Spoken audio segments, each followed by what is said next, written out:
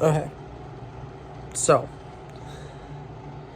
doing a review of an anime. This is big for me because I've never done this before on YouTube.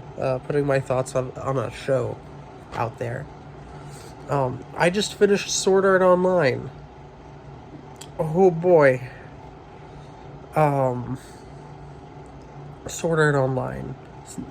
Some people hate it, some people love it. I have a lot of mixed feelings about it. It is the bane of most anime fans' experience. And I feel like I enjoyed it and all of its different awesome moments, and I absolutely hated all of the more twisted elements of it. I will get to that. Yeah. I'm just gonna try to do this. I think I'm gonna just do the 4 arcs all by themselves, and then season 3 I'll do by itself, and season 4 I'll do by itself. I'll try to keep my thoughts well-rounded. But arc 1 lasted like around half the first season, a little bit less. The Ironclad arc, where all the kids get stuck in the video game. If Sword Art Online was only the first arc, that would have been amazing. If it was 4 seasons of just that, Sword Art Online, I would think would have a lot better reputation than it does right now. Ironclad is definitely the most comfortable setting out of all the different places that Kirito visits throughout the whole show. And it's, I think, the most fondly remembered arc out of all the seasons in the show. Maybe because it's the only arc, one of only 2 arcs that everybody remembers, because everybody drops the show after the second half of season 1. Which arc 2? The most infamous arc. Oh boy. Alfheim Online. It's my second to least. It's not my absolute least favorite. It's my second to least favorite arc. I like the whole idea of like a fairy only selection system in the game, and adding the flying element to it. I thought was cool. I kind of wish they were still in Ironclad though, and the scene. I'm not going to specify which scene, but if you've seen the show, you know the scene. Not okay.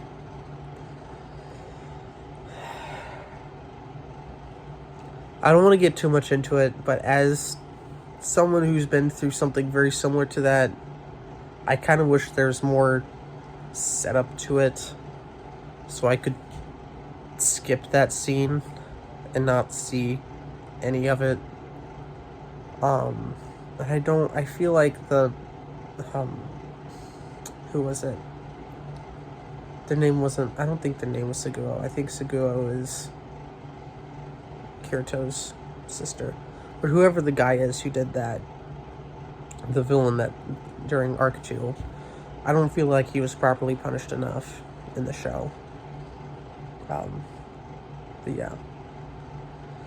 There was a lot of whiplash going from Arc 2 to Arc 3, because Arc 3 is my favorite arc. Sino is the best waifu. She's my favorite character in the whole show, and she got introduced in Season 2. Arc 3, the opening arc for Season 2, is probably the most unique arc out of everything that happens in Sword Art Online, because everything is like, go rescue somebody, go investigate, or try to survive in this video game, or so go do whatever in this video game. Arc 3 is unique in the sense that it is a murder mystery. Somebody's able to kill other people inside the video game when that shouldn't be possible anymore. Pardon me, allergies are hitting me a little hard recently.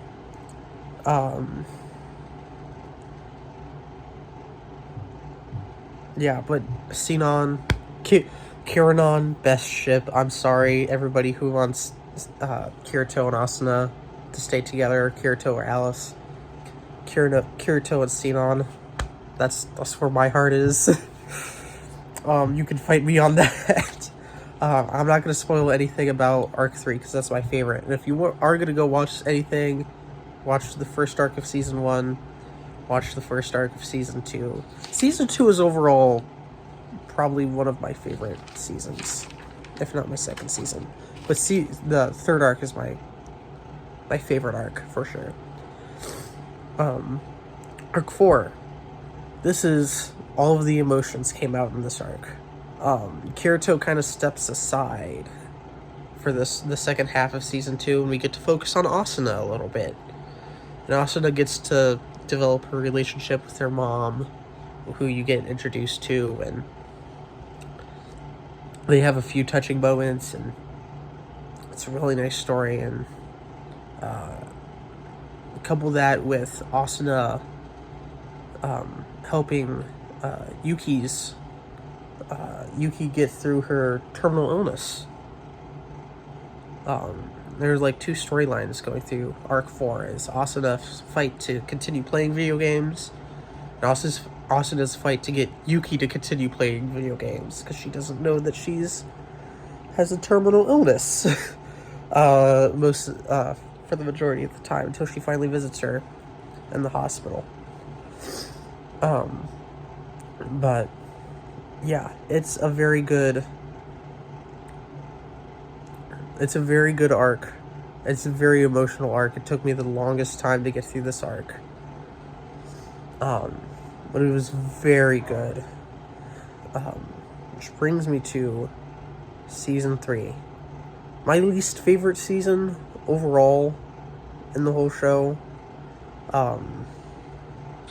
This begins the Alicization thing, where you're introduced to the AI Alice in this new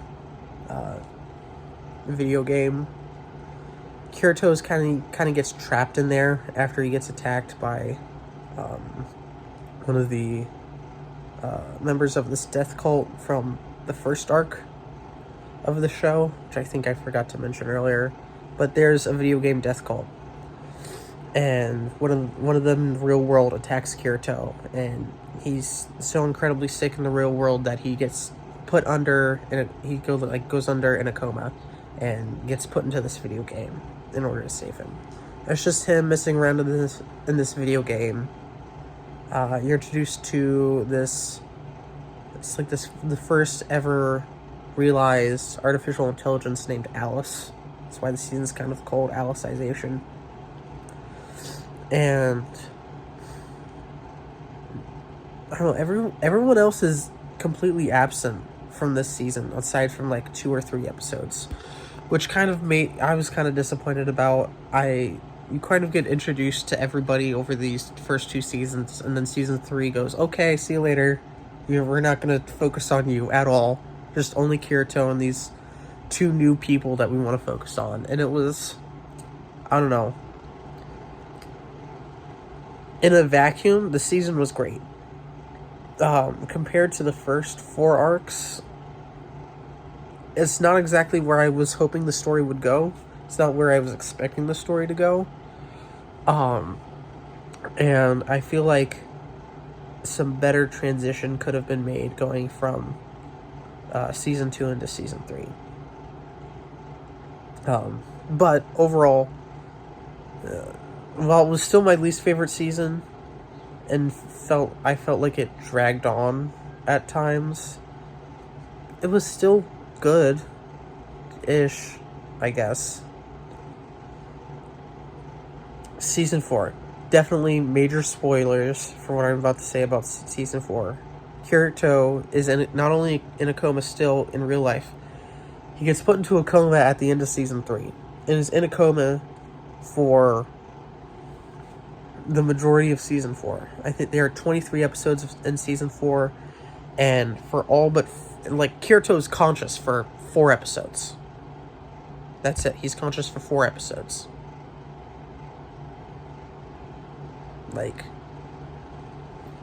Really?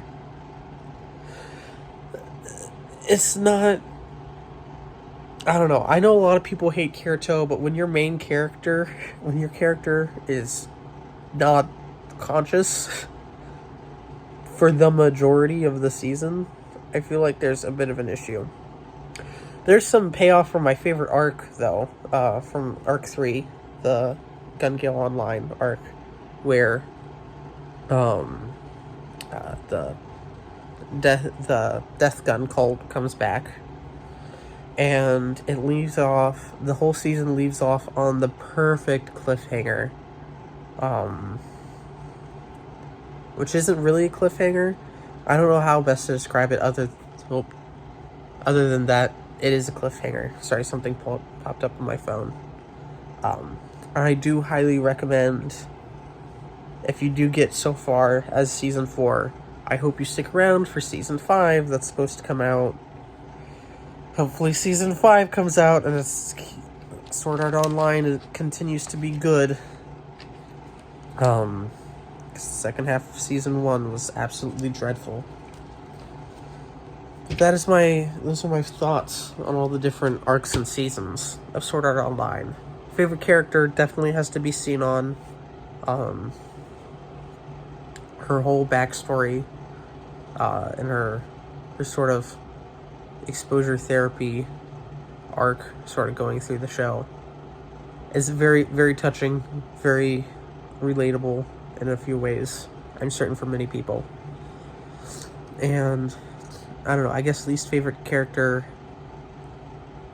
probably Kaiba. Not because he's a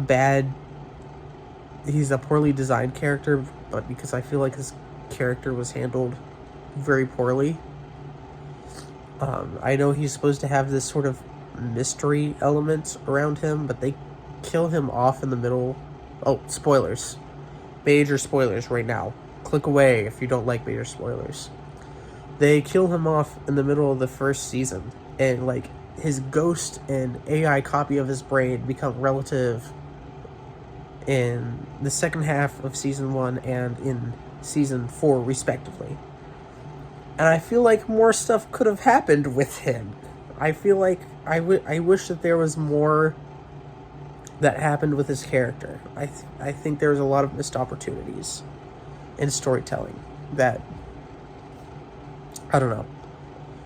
Sword Art Online has a lot of weird storytelling quirks. I'm not going to call them issues. Some of them are issues, but most of them are different little quirks and personality traits of the writing that I find odd and uncomfortable at times, disheartening at others, and quite cheerful and surprising in a good way about half the time. And yeah, those are my thoughts on Sword Art Online. I hope you appreciate this review. If it discourages you from watching the show, I'm glad you found this review. If it encourages you to watch the show or revisit the show because you left off after Season 1, hopefully that's a good thing. And that's it. See you later.